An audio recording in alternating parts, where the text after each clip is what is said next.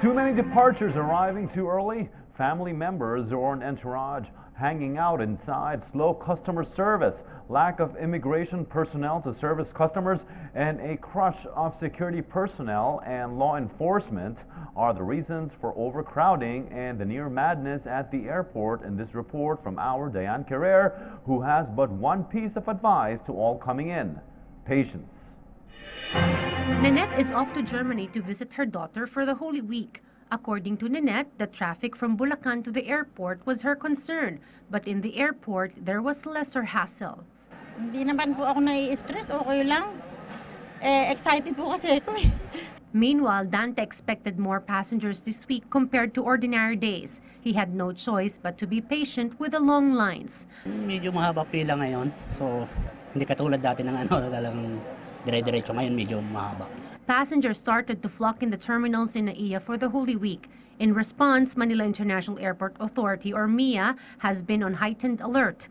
All employees are on duty, and all X-ray machines are open to respond to the influx of passengers. According to MIA, expect the peak of the volume of passengers during Holy Wednesday and Thursday. A reminder to the passengers, go to the terminal 3 hours before for international flights, 2 hours before for domestic flights, because according to NAIA, if you go too early, you might contribute to the possible overcrowding here in the terminal. Meanwhile, to secure the safety of passengers, the Philippine National Police Aviation Security Group is on full alert. There is maximum deployment of personnel. Nobody was allowed to take on leave, and even those assigned in the headquarters were deployed to the terminals. PNP ABSE Group reported that it was generally peaceful in NAIA, and there was no reported untoward incident. Authorities remind the public to not bring prohibited items like sharp objects and amulets. For PTV News, Diane Carrer.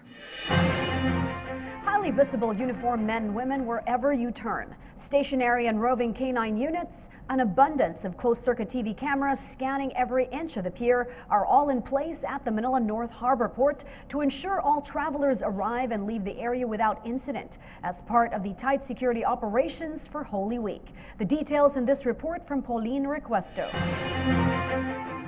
Mang Francis's trip to Osamis is set at 6 p.m. tomorrow, yet he decided to spend the evening at the pier to wait for his trip.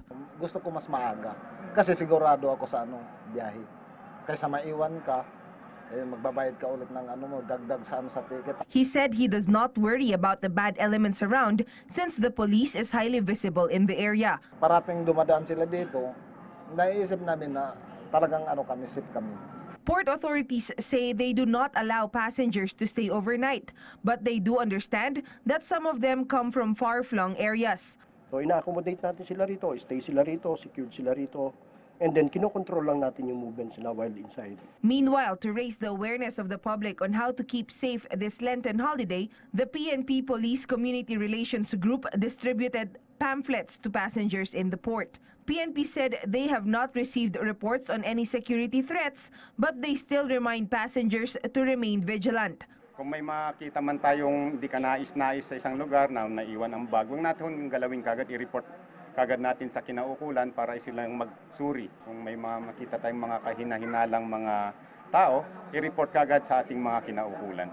Shipping company To Go reported that their vessels bound for Visayas and Mindanao are fully booked. They, on the other hand, have a reminder for chance passengers. Dapat maaga sila kasi i-queue po natin yun. Tapos, depende po kung ilan yung bakante po, kung sino yung mga hindi tutuloy. Yun lang yung chance nila, ma'am. Port authorities recorded about 10 to 15% increase in the number of passengers this Holy Week compared to last year. However, they find this year's passenger flow better than last year's. Northport is on heightened alert for the Holy Week until April 21st. For PTV News, Pauline Requesto.